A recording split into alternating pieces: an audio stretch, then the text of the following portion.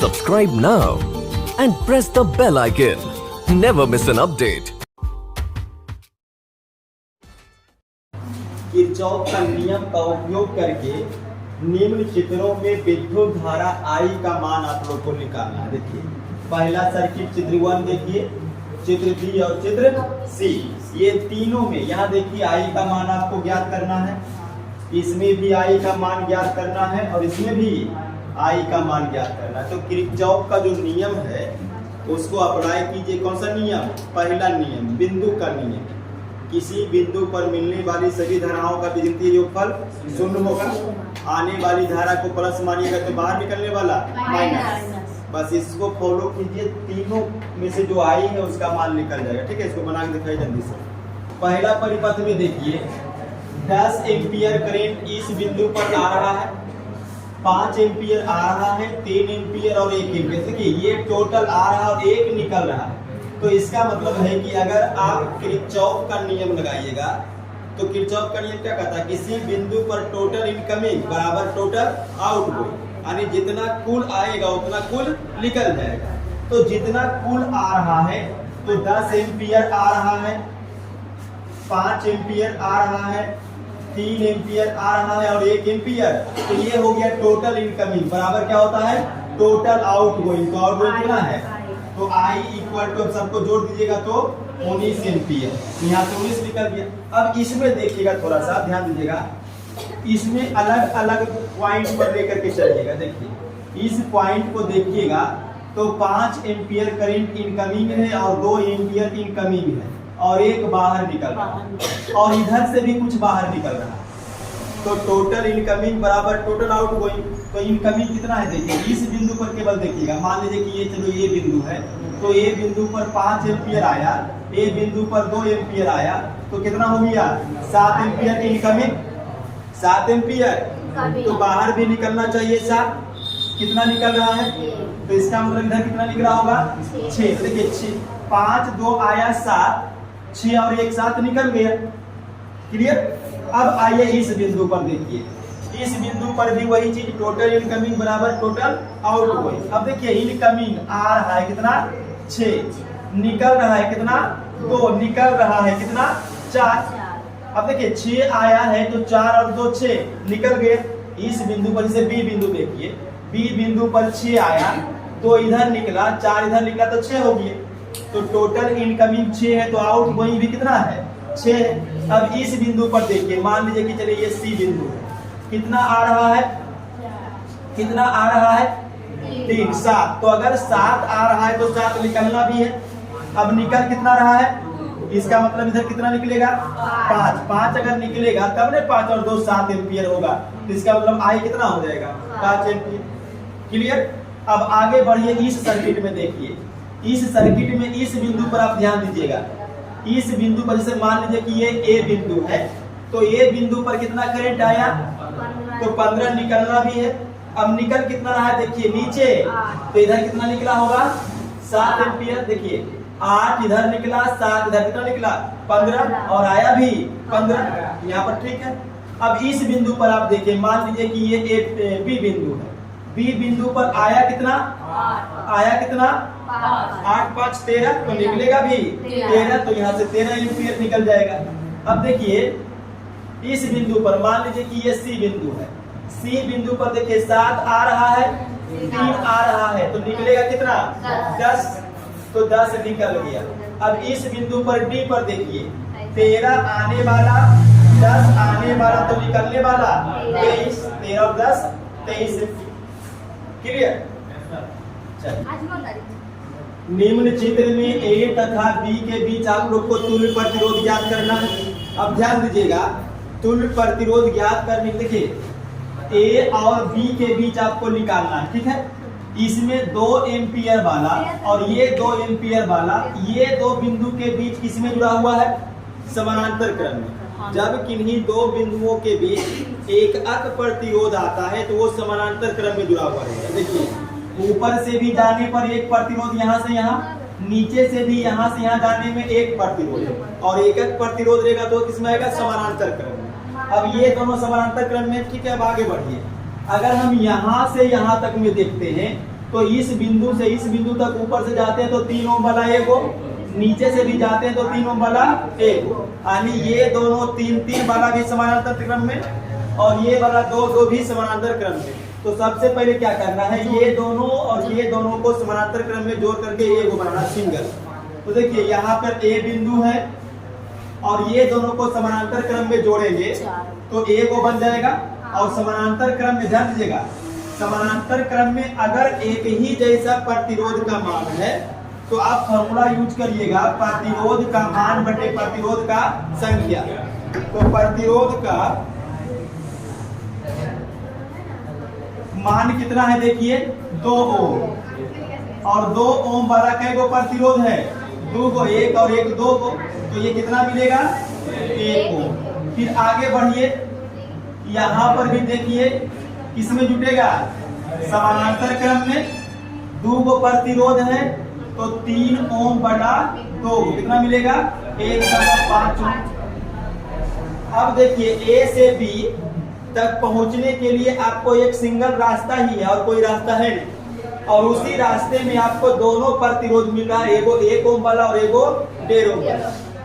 एक बिंदु से दूसरा बिंदु तक एगो मिलेगा एक रास्ता में, तब वो समानांतर क्रम में जुटेगा, जैसे इसमें देख रहे हैं।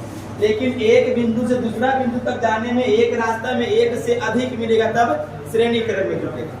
अब यहाँ एक से अधिक मिल रहा है, 2 को प्रतिरोध मिल रहा है, तो किसमें जोड़िएगा, श्रेणी क्रम में। तो श्रेणी क्रम में जोड़ते हैं। अब देखिए कोई भी 2 चीज को जोड़िएगा तो वो ए को बन जाएगा। जैसे यहाँ दोनों को जोड़े तो ए को बन गया, दोनों को जोड़े ए को बन गया, तो दोनों को जोड़ेंगे तो क्या को बनेगा ए। ये ए बिंदु और ये बी बिंदु किसमें जुड़ेगा, श्रेणी क्रम। श्रेणी क्रम में होता है R1 प्लस, यानी दोनों प्रतिरोध को जोड़ दीजिए तो 1 ओम प्लस 1.5 ओम कितना देगा 2.5 ओम। तो यही आंसर हो जाएगा इसका। क्लियर। अब इसमें आइए, इसमें देखिए छोटू, ए और बी के बीच आपको समतुल्य प्रतिरोध निकालना, ए और बी के बीच, ठीक है। अब यहां से देखिए, अगर हम ए से बी चलते तो रास्ता कितना, ध्यान दीजिएगा, अगर ऐसे चलते हैं तो एक को मिलेगा। अब देखिए जब इसको आप जोड़ने जाइएगा तो सबसे दूर वाला पॉइंट को लेना है। अगर हम ए से सी तक देखते हैं छोटू, ए से सी तक, तो देखिए ए से सी तक कै को मिल रहा है 7 ओम वाला और 3 ओम वाला एक ही रास्ते में। फिर ए से सी चलते हैं तो 1 को मिलता है, तो ये को जोड़ेंगे किसके साथ, किसी के साथ नहीं। तो सबसे पहले ये दोनों को आप श्रेणी क्रम में जोड़ करके ए को बना लीजिए। तो यहाँ पर देखिए क्या करेंगे, ये दोनों को नीचे वाला सर्किट करने दीजिए। देखिए ध्यान दीजिएगा, ए बिंदु है, नीचे में प्रतिरोध कितना है 30 ओम और ये बी बिंदु है। फिर यहाँ से देखिए ये सी तक पहुंचता है और ये कितना प्रतिरोध है 10 ओम। एक प्रतिरोध ए से सी यहाँ से भी निकलता है और इसका मान भी कितना है 10 ओम। बाकी ये दोनों को जब हम जोड़ेंगे तो जोड़ने पर कै को बनेगा, ए को। तो ये दोनों को जोड़ने पर ए को बन गया है। और किसमें हम लोग जोड़ेंगे, श्रेणी क्रम में, चूंकि एक ही रास्ते में दोनों मिल रहा है। अब श्रेणी क्रम का नियम क्या है, R1 प्लस, यानी दोनों को जोड़ेंगे तो 7 और 3 10 ओम। अब देखिए ए से सी, फिर से ए से सी जाने का नीचे से भी एक, ऊपर से भी एक, इसका मतलब ये दोनों जो है वो किस में जुटेगा, समानांतर क्रम में। तो ये दोनों को समानांतर क्रम में जोड़ दीजिएगा, नीचे वाला रहने दीजिए। नीचे ए बी 30 ओम और फिर यहां से ये वो निकला है 10 ओम वाला, और ये दोनों को जोड़ेंगे तो ए को बनेगा और ये दोनों ए को समानांतर क्रम में जुटेगा। अब समानांतर क्रम में नियम क्या है, देखिए ये भी 10 ये भी 10 यानी बराबर है। तो बराबर के लिए जो बराबर प्रतिरोध रहेगा उसका मान और जय को रहेगा उससे भागा दीजिए, यानी R बटा। तो R का मान कितना है 10 और कै को है 2 को, कितना मिल जाएगा 5। अब देखिए ए से बी निकल, मेन हम लोग को क्या निकालना है, ए से बी का तुल्य प्रतिरोध। अब देखिए ए से बी, नीचे में सिंगल ऊपर से जाइएगा ए से बी, तो ये को 5 ओम वाला पार किए, ये को 10 ओम वाला पार किए, तो कई को पार कर रहे हैं? 2। तो इसका मतलब ये दोनों जो है वो किस में जुटेगा? श्रेणी क्रम। इसमें श्रेणी क्रम में। तो अब ये दोनों को जोड़िएगा, नीचे वाला रहने दीजिए, नीचे वाला 30 ओम ए बिंदु बी बिंदु, और ये जो जुटेगा तो जुड़ने के बाद क्या को बन जाएगा? 1। और किस में जुटेगा? श्रेणी क्रम में। श्रेणी क्रम में R1 प्लस R2 यानी 5 प्लस 10 15। तो ये हो गया 15। अब देखिए ए से बी जाने का क्या रास्ता है? 2। ऊपर से भी जाइएगा तो एक प्रतिरोध मिलेगा, बी तक पहुंच जाइए। नीचे से भी जाइएगा तो एक प्रतिरोध मिलेगा, बी तक पहुंच जाइए। तो एक का को मिलेगा तो किसी में जुटेगा? ये दोनों समानांतर में। अब समानांतर क्रम में जब जोड़ेंगे तो आर ए से भी मिलेगा। समानांतर क्रम में दोनों अलग अलग है। अगर एक जैसा रहेगा तब तो आसानी है, जितना मान है उतना भागा दे लीजिए। लेकिन अलग अलग रहेगा तब आप ये फॉर्मूला यूज कीजिएगा, R1 गुना R2 बटा R1 प्लस R2। तो आर ए से बी इक्वल टू R1 पहला प्रतिरोध 15 गुना 30, नीचे 15 प्लस 30 करेंगे तो 45। 15 तिया 45, 10 तिया 30। तो कितना आंसर मिलेगा? 10 ओम आंसर आपको मिलेगा। क्लियर? ठीक है, नोट कर लीजिएगा। ए और बी के बीच समतुल्य प्रतिरोध ज्ञात करना है। ठीक है, अब ध्यान दीजिए, सी और डी के बीच आप लीजिएगा तो सी और डी जाने का देखिए, नीचे में एक ही प्रतिरोध मिलेगा, इसको छोड़ दीजिए। ऊपर से अगर आप चलिएगा सी से डी तो क्या को प्रतिरोध मिलेगा? 2 को मिलेगा, 2 ओम वाला। एक बिंदु से दूसरे बिंदु यानी सी से डी एक ही रास्ते में 2 प्रतिरोध मिल रहा है, तो किस में जोड़िएगा? श्रेणी क्रम। तो इसमें क्या कीजिएगा, नीचे वाला को रहने दीजिए। नीचे जो है, नीचे